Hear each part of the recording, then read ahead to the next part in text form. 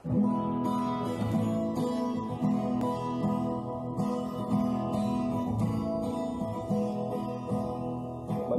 makinig, matuto.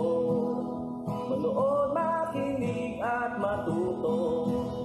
May aral natin ang kwento ng bayan. Magandang araw! Isang paglalakbay na naman mula sa kaba ng mga kwento ng bayan ko ang ating pagsasaluhan ngayon. Ako, si Teacher Ness, kasama si Kuya Ken, ay maghahatid sa inyo ng mga kwentong kapupulutan ng aral. Ang maririnig ninyo ngayon ay isang kwento tungkol sa isang anak na nangungulila sa presensya ng kanyang ina. ngunit mas nanatili sa kanyang alaala ang kagandahan ng kanyang ina na mas lalong pinakinang sa pamamagitan ng isang espesyal na lapis.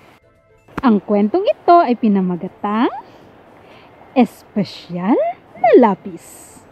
Isinulat ni Teacher Girly L. Bunag mula sa Dibisyon ng Laguna. Iginuhit ni Teacher Alvin G. Alejandro mula sa Dibisyon ng Antipolo. Binigyang buhay naman ito sa anyo ng audiobook sa tulong ng aking anak na si Curiken V. De Mesa.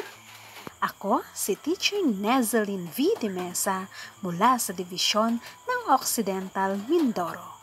Handa na ba kayong maglakbay sa kaba ng mga kwento ng bayan ko? Halina't makinig! Anak, maganda na ba si nanay? Masiglang tanong ni nanay.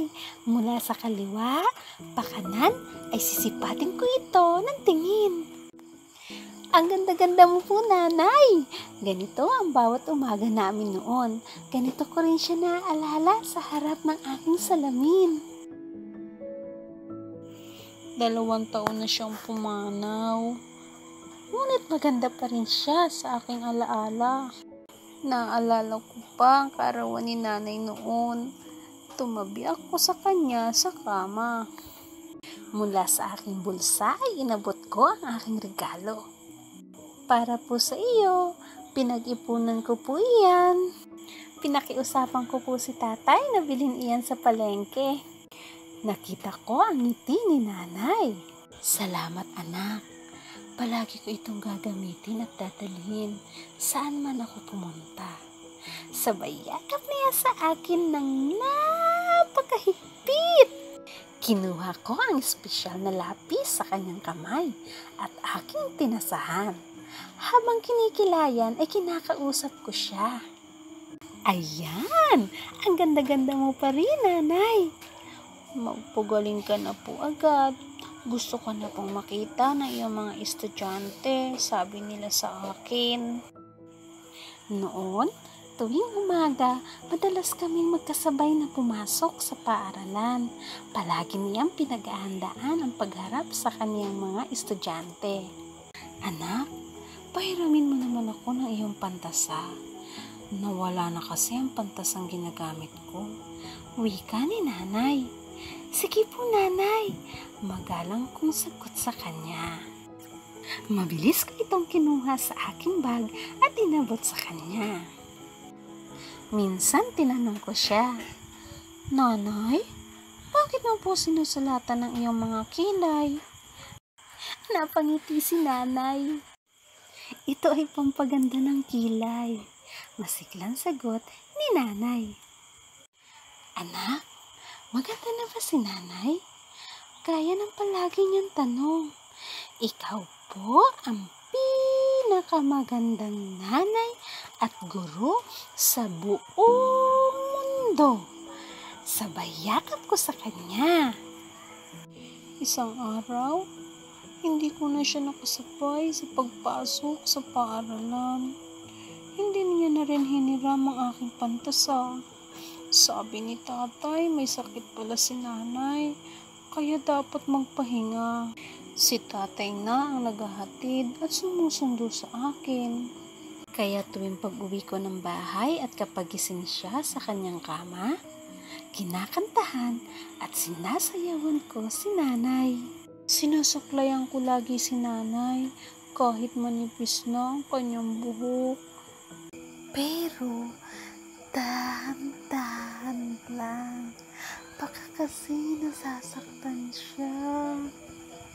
Sinusubuan ko siya upang marami siyang makain. Tinutulungan ko siyang magbihis. At bago matulog, sabay kaming nagdarasal. Nginoon, sana po pagalingin mo na po si nanay para makapagturo na po muli siya sa mga bata. Minsan, isang hapon, nakita ko maputla si nanay. Siya ay matamlay. Hinanap ko ang lapis na pampaganda sa kaniyang bag. Hays, bakit wala? Siguro kaya siya nangihina dahil wala kay nanay ang espesyal na lapis. Buti na lang dumating si tatay ng araw na iyon mula sa trabaho. Tatay, pwede mo po ba akong ibili ng lapis na pampaganda para kay nanay? Sige, bukas anak. Dadaan ako sa palengke para sa espesyal na lapis ni nanay. Nakangiting sagot ni tatay.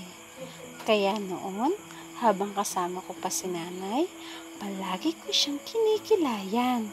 Ganito ko siya binabalikan sa aking alaala. Tapos na kaya ang espesyal na lapis kong pabaong kay nanay? Sana hindi pa, dahil kasi sa espesyal na lapis, bumabalik ang kanyang ganda at sigla. Sa palagay ninyo, ubos na kaya ang espesyal na lapis na pabaon niya sa kanyang ina? Ikaw, bilang anak, ano ang gagawin mo upang ikaw naman ang may pinakamagandang nanay sa bawat araw at sa buong mundo? At yan ang katanungang iiwanan ko sa inyo. Hanggang sa muli ng ating pagkukwentuhan. Ang kaban ng mga kwento ng bayan ko ay mula sa amin ng Bureau of Learning Resources at ng mga Learning Resources Management Section ng Kagawaran ng Edukasyon.